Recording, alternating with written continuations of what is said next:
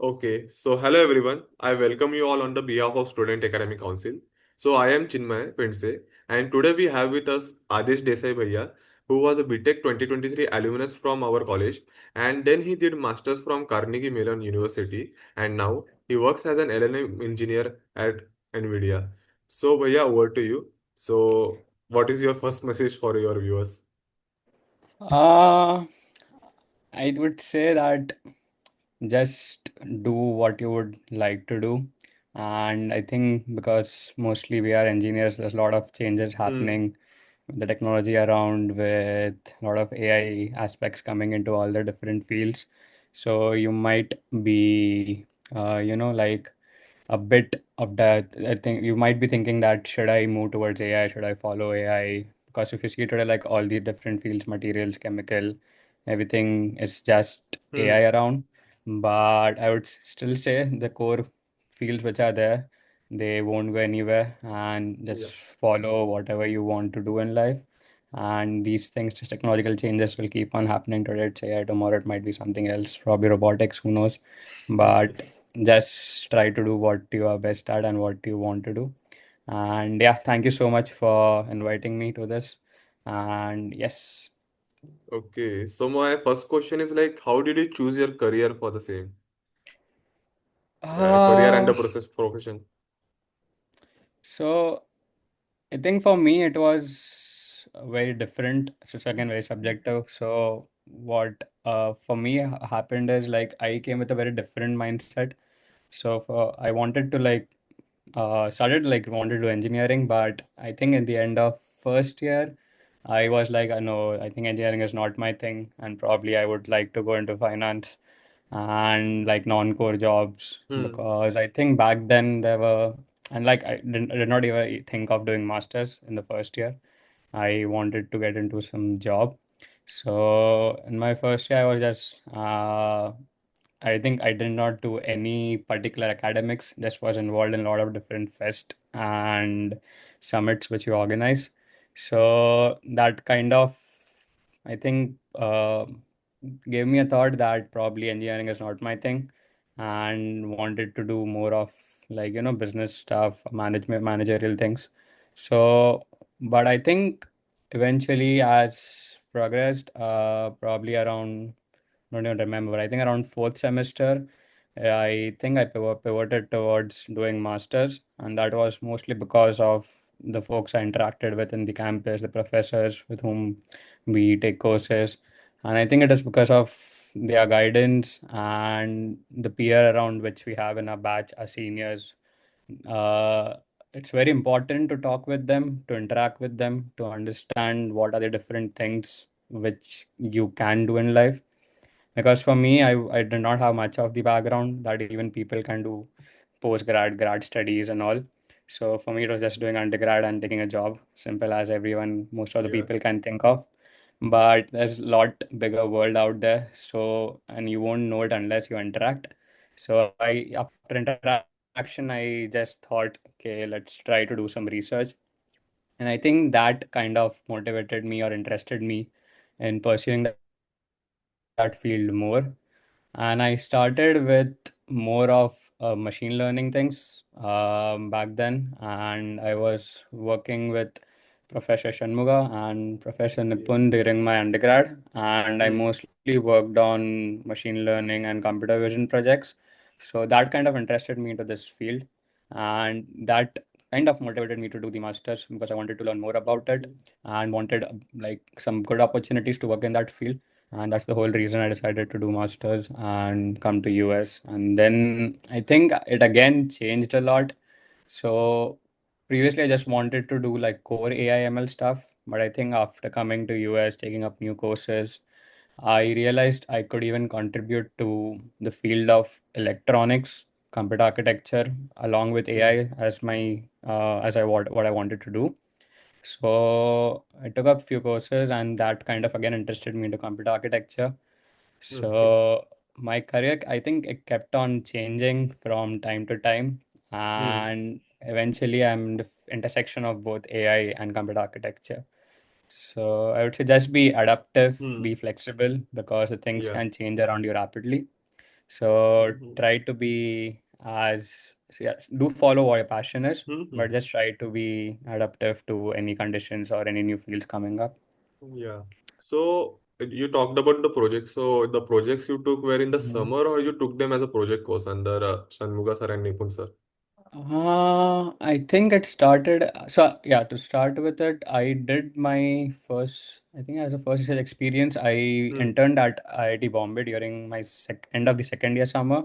During end of the Okay. second year, during the summer before the start of my third year, Yeah. and I think in that I was working on segmentation, which is computer vision topic, Hmm. and that kind of interested me into researching. Before that, I had never tried reading papers or doing like 3 months of just focusing on one single topic. But Hmm. I thought I could do that. And I think in the following semesters, I took up research as project courses. And along with that, even every summer which I got, apart from the first year summer, I had several internships which were in research as well. Hmm. So it was combination of both. But yeah, I think mostly what kind of persuaded me to do masters was my research during the project courses, Yeah. because I think you get more as you talk with the professors. For me, it was my both summers were during COVID.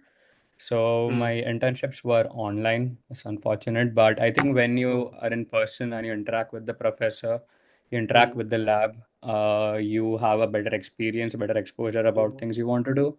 So it was more of, for me, it was the project courses which kind of led me into research. Yeah.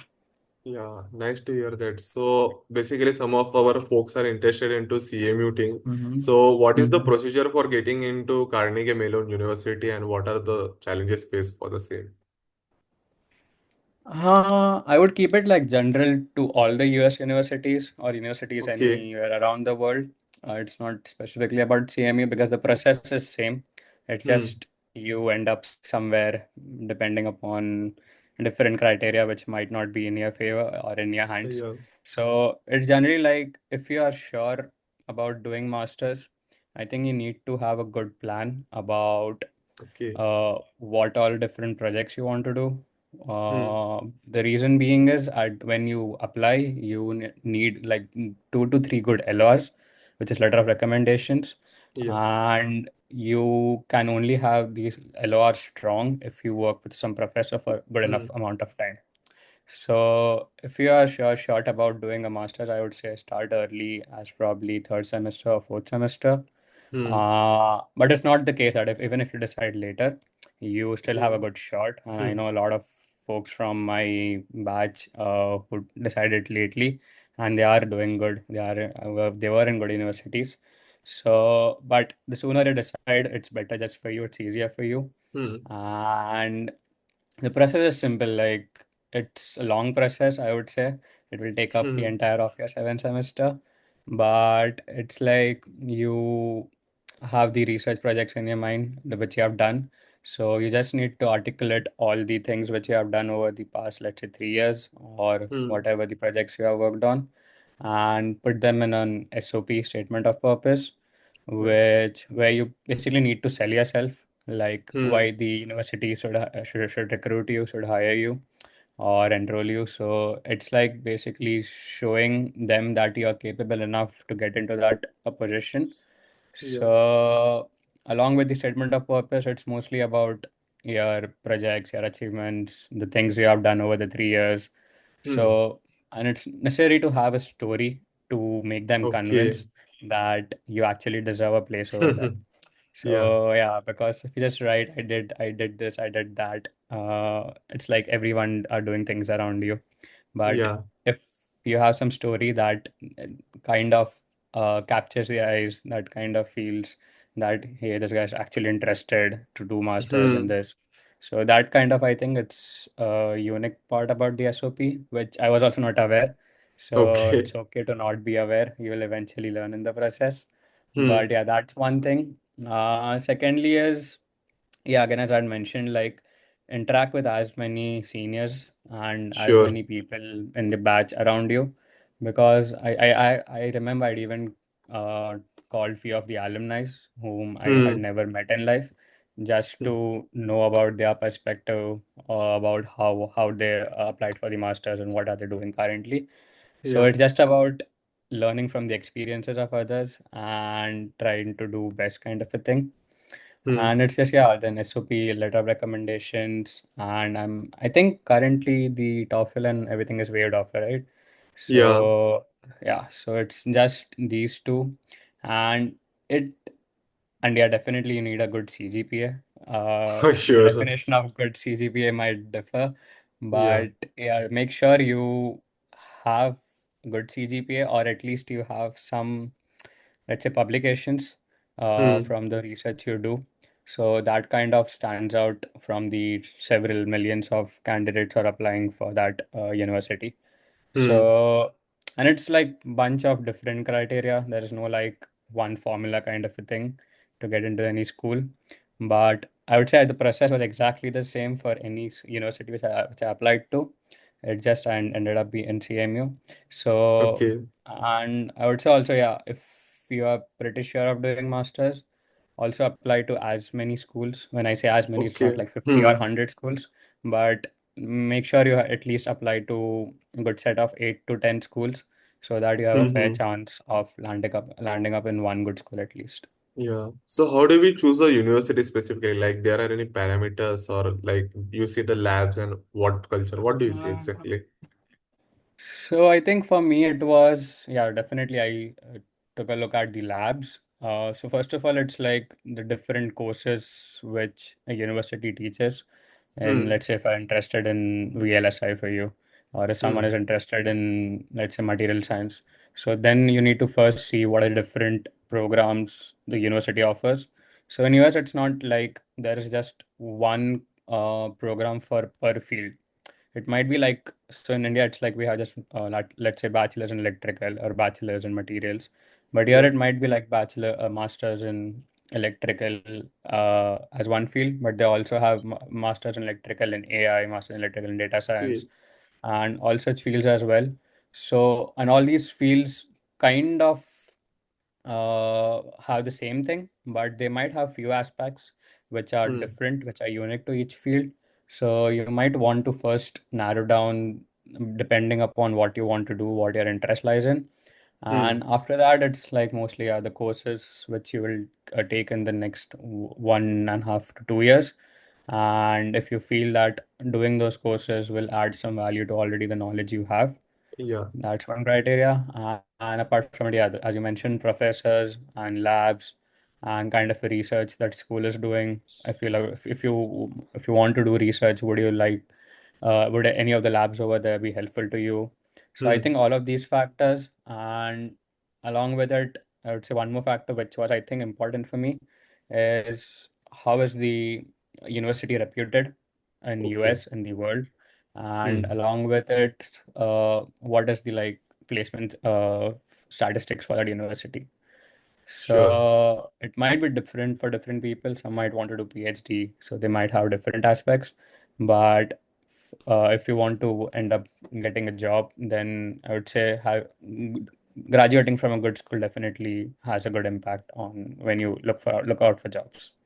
Yeah, definitely. So, what are the education differences you found between the education, I mean, education system differences in the US and in the Mhm. India? Uh, I think it's course wise, curriculum wise, I would say not much of a drastic difference, I would say. Okay. Like, I'm not sure about all the universities, but I can speak from IIT point of view. So, I think what the courses which are designed in IITs are Hmm. very well equipped from US universities, or they are designed in a way such that they have most of the factors which US schools have. Yeah. So, course, but I think the additional edge is most of all the courses, not most, all the courses in which I took or which I'd heard of, all of them had some recent technology included in it. So, for example, Okay. like let's say a VLSI course in India would just cover the topics which are there in VLSI, Hmm. or might dive into the different aspects of digital systems, like circuit designing and all those Yeah. aspects. But over here in US, they had all these aspects, but along with it, they also had AI to it Okay. because they know that's kind of the need of the hour. Hmm. So it might not be an elongated covering on the on AI aspect, but it will be like in the end of the semester for 2 to 3 weeks. They will touch upon like how is AI currently used in this field, how you can use in this field, and they might have few assignments designed for it. So that Hmm. kind of broadens your perspective about, let's say, if you want to end up getting a job in the VLSI field, so you know what's currently happening in the outside world. So that kind Yeah. of helps you to prepare better for the challenges lying ahead. So Oh, that's one I think. And another, I found a huge difference in research. okay. Uh, yeah, so definitely I'm not saying the research in India, what we are doing is not great. That's one of the best, I would say. Yeah. That's one of the reasons I'm here. But so when I say research, it's like the different topics or the varied opportunities that one can get over here is very, I would say it's very high in number. Hmm. So in India, like for us, at least in our institute, if I wanted to, let's say, do ML or AI, Yeah. when I was back then, there were only like, I think, few professors who were researching in that particular field. But when I Hmm. came to US, I just found hundreds of professors who were researching in that particular field. So Okay. this is the number of opportunity I'm saying you get over here. Hmm. And I also learned about a lot of new things which I wasn't aware about. Probably that's the whole point of masters. Yeah. But yeah, so I think there's a much in detail for each of the fields, and each of the fields has its own, kind of a branching where if you Hmm. want, you can further explore it further and try to see if you like it or not. So that was one of the major difference. And I think apart from it, culture wise and everything is very similar, especially from talking from IITGn point of view. Okay. Probably how the university and the culture was built. Hmm. And yeah, few aspects were definitely better back in IITGn, which was I think lacking, or it's the way they're supposed to be over here. Hmm. But it's a different environment. It's a lot more students over here. Yeah. uh, we were in a smaller batch, so that was kind of a huge shock for me when I first Okay. entered CMU. There were like 300 of people in just the electrical branch, and back then in IITGN there was like 240 in my entire of all the disciplines in my batch. So that was a big difference, but I think you learn more, you foster more being among such Hmm. so many people around you. But Yeah. yeah, I think yes, these are the aspects. Okay. So after this, I would come towards your job profile. So how did you land at the most elite company, NVIDIA? Uh, Truly speaking, I'd never imagined I would be there because Okay. I think when I was in India, NVIDIA I think was just growing up as a company. ChatGPT was just out. It was there, definitely was there out in the Yeah. world. But I think back then I was just thinking about whether to go up in Google or Microsoft. Those were the names which we always Hmm. heard. And after I think I came to US, NVIDIA suddenly become some big name. And for again, it's the same process, right? Similar to applying to masters. Yeah, but one big difference from Indian institutes and over here is like there are no on-campus placements. So for Hmm. us, we have like day zero, day one, day two, where companies come to your doorsteps and give you jobs. But over here, it's like you have to struggle a bit. You have to apply to go and to find out first of all which are the different jobs there in the market, which are the companies which are offering that job which you would like to do, and Hmm. then apply each of those profiles one by one. So it's kind of Okay. a tedious process. I think I made hundreds and thousands of applications during my internship. And of those, I think I had almost 99% of rejections.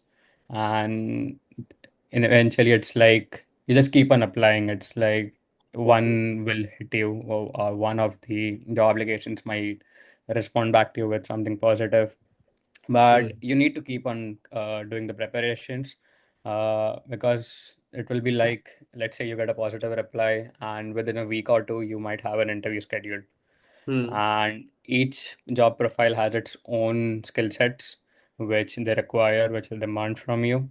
So if you apply into a lot of different job profiles, you might just end up jumping from one profile to another profile to understand and learn the skills. But it's not difficult or it's not impossible to get a job. All the folks who I know from IITGn who are in Yeah. US from my batch and my senior batches do have a job. So Hmm. it's not like you won't get a job in the US, which people I think currently scared in India, the US market. Yeah. But that's not the case. If you push hard enough, I think what IITGn actually teaches us Yeah. to fight back in all the situations. So in that case, you will eventually end up getting into good companies or what you want to do basically. And for me, Okay. it was just applying and I had done bunch of interviews and then it was my internship which got converted into full time. Hmm. And yeah, I think that's how I got the job. Okay.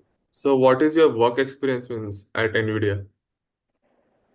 Oh, it's very good. You see, I'm having a holiday today on a weekday. But I think I haven't worked in India, so I cannot compare it. Okay. But I've heard from people who are there in my office who had some Indian work experience, Hmm. and according to them, it's very different. It's very liberal. It's very focused on what you want to do or what you would like to do. It's like Yeah. you have a lot more opportunities over here about the different things you would like to try out. And the one good thing which I like is like, let's say if you're working on something, if you fail, then probably you'll get another chance to work on something else. Okay. So it's not like if you fail at once, you're kicked out of the company. So that's one good aspect. And I think people would like to know about the work-life balance, but I think it's Hmm. completely up to you how you would treat your work and treat your life. Yeah. So yeah, that's thing. But yeah, for me, it's been amazing so far. I think it's been Yeah. like almost 8 months now from when I joined the company, and I was given a lot of different things to work on. And even if some of the things which I had never done or never even had the skills for, so there were people in the company who helped me out, Yeah. and no matter how many times I asked them for help, they were always ready to offer Hmm. me a hand. So that's one good thing. And yeah, I would say there's a lot of openness to speak about what you like to do, what your opinions are, which even might be true in Indian companies, I'm not sure. Yeah. But let's say even as a new grad, which is like a first experience for me, first job in my very first year, uh, and you have senior folks around like have been in industry for like 30, 35, 40 years. Yeah. So to speak against them, it's kind of you might hesitate, right? But it's Hmm. like it's very openness. If you have a point, you should straight away put it out, and there'll be Yeah. people who will listen to it, might even acknowledge it. So Hmm. that's another good aspect about me working here. Yeah. And in short, what is your job role there? I have, so I was hired as a power analyst and an optimization engineer. So my team works on GPU power, Okay. so NVIDIA's GPUs, and we try to reduce and estimate or find the different ways to reduce the GPU power. And what I am doing is currently kind of so I'm on two sides of the teams. So on one side, I'm building infrastructure for the different aspects of what the team does on day-to-day basis. So over there, I'm building an agentic AI tool for the team to analyze the different data, the tons of data that it generates on daily basis.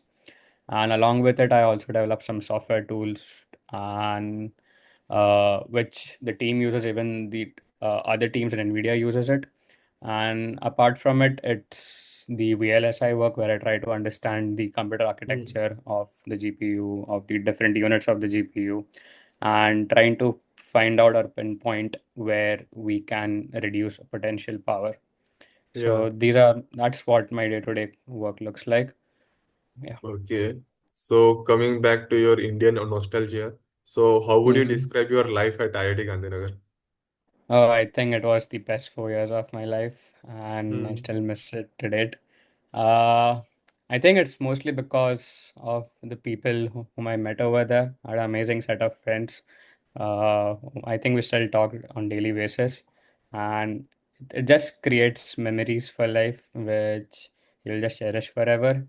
Uh, think also one important aspect of IITGN was, so I think courses, if you want to learn, it's not impossible to learn in today's world where you have all the online modes available, digital courses. And with AI chat GPT, I don't think you need to go in any particular institute to learn anything. Hmm. But the more important aspect of what uh, I think of IITGN is the values and the culture, what it embedded in me. So I learned more of non-course work in IITGN, which is kind Yeah. of helping me today. So if you Hmm. look, the different management opportunities it provides to you, Hmm. the different when you organize different fests, different summits, and different events in the college, you learn about how you should work in a team, how you interact with different people, how you interact with people you have never met in life.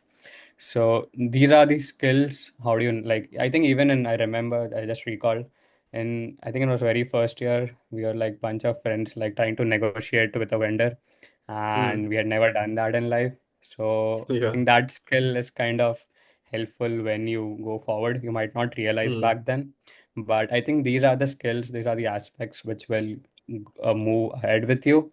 Courses you might do in one semester, you might probably forget in the second semester. Yeah. But when you it's essential to participate in non-course work as well, in Hmm. extracurricular and whatever opportunities you get, and to try to make sure you get the best out of it. Make Sure. friends, because friends are the Hmm. one who will probably help you out when you are struggling in life. And yeah, I think courses research definitely. I also had great professors who greatly helped me get into good universities, and also I'm in touch with few of them even today. Hmm. So I think it's a great place, one of the best memories I think definitely for my life.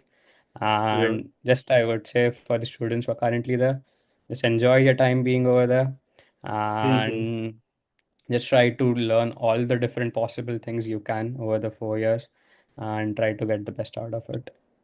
Yeah. So as a final question, I would just like to ask you, like, what would you recommend our students to spend their time and energy upon? Uh, I'd say this is again very subjective, but it definitely depends on what you would like to do, right? So Yeah. there might be people who would or like to focus on academics. Hmm. So they just want to focus on the different courses. I knew a lot of people who were interested in sports and music and different stuff.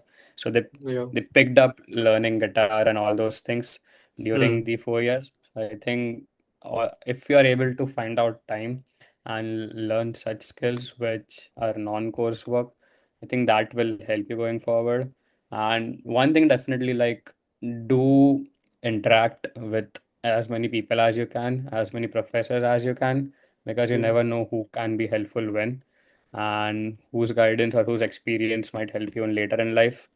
And also do engage yourself in all the different possible fest summits events which are being organized in a campus, because I think that's a true experience where you learn life skills which are extremely important.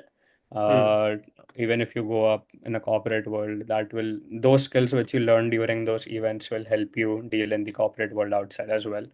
So I would say definitely time wise, if you have some extra time apart from your coursework, or even if you don't have Sure. apart from your coursework, definitely you should get yourself into some events or some summits.